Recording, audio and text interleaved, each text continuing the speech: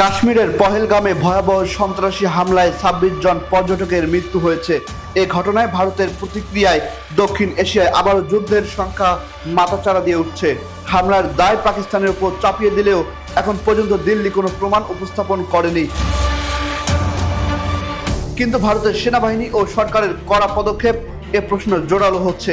এই সংঘাত কোথায় গিয়ে দাঁড়াবে?